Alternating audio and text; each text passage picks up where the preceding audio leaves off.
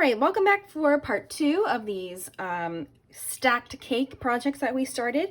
So one thing I want to talk about is Wayne Thiebaud's artwork, because that's the artist who is inspiring this project for us today.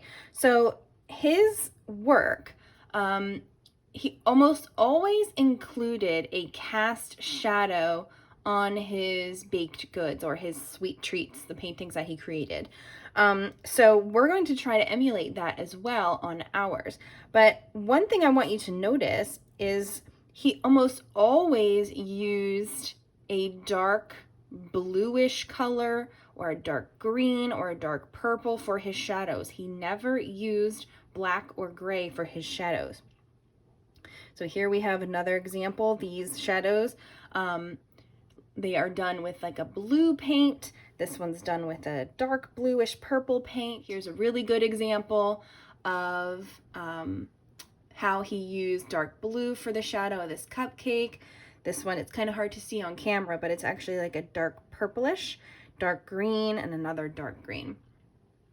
So we're going to try to do that as well. See, here's another blue. So we want to use a darker shade of either blue, green, or purple to add that cast shadow at the base of each stack on our cake. I'm going to show you how to do that in a second. So I pulled out a couple of colors here that came out of my crayon box that are like my darkest colors for my shadow.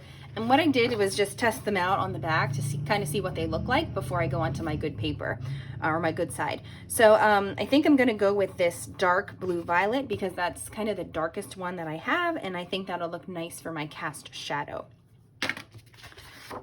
So I have kind of marked out on my finished example where my cast shadows are going to go. So the cast shadows are going to be on a diagonal, and they're only going to cover a small portion of that side of the cake. All right, so we're going to mark off the cast shadows first on your cake with your crayon or your colored pencil.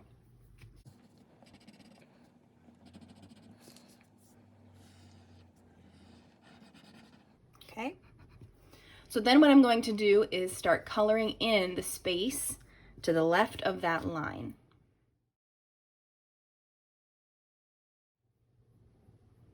After you mark off the cast shadows, then what I want you to do is choose 2 colors for your actual cake. And these can be any colors you want.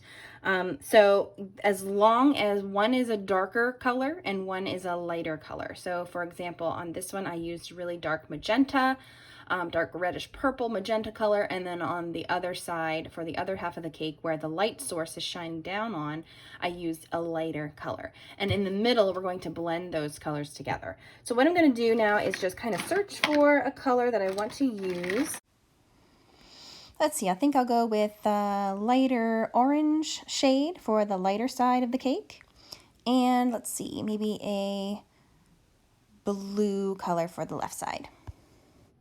So the first thing I'm going to do is use my blue or my orange. Let's do orange first. So the lighter of the 2 colors. And I'm going to go down the middle of each stack of the cake and just very lightly color right down the middle of the cake. That's going to remind me, when I'm coloring over here with my dark color, when I get to this lighter color, that's going to remind me to stop with my darker color and switch over to the lighter color. Okay, so now I'm ready to use the darker color.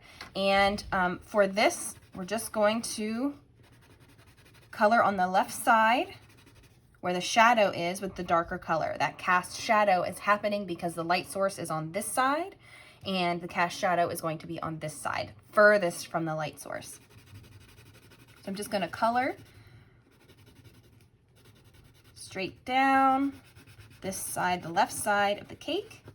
And gradually, as I get towards this orange color, this lighter color, I'm going to make sure that I lighten up my pressure again with my crayon so that I create a lighter value of that color. Okay, so I'm going to start lightening up my pressure a little bit. So this was hard pressure, medium pressure, and then I'm getting to light pressure.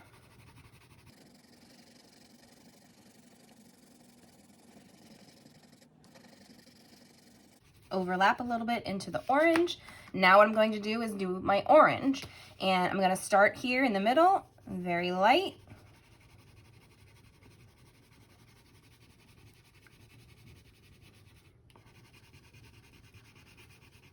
And kind of work that color over to the right side of the cake.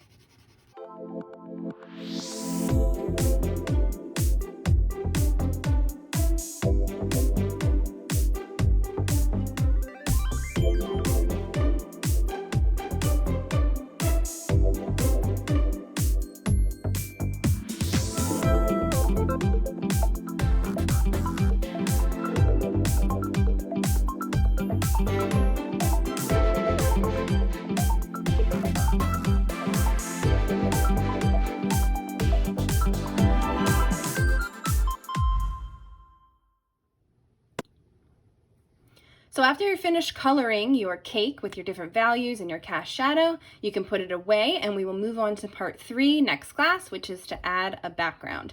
And we're also going to talk about a new artist who's going to inspire the background for this cake project.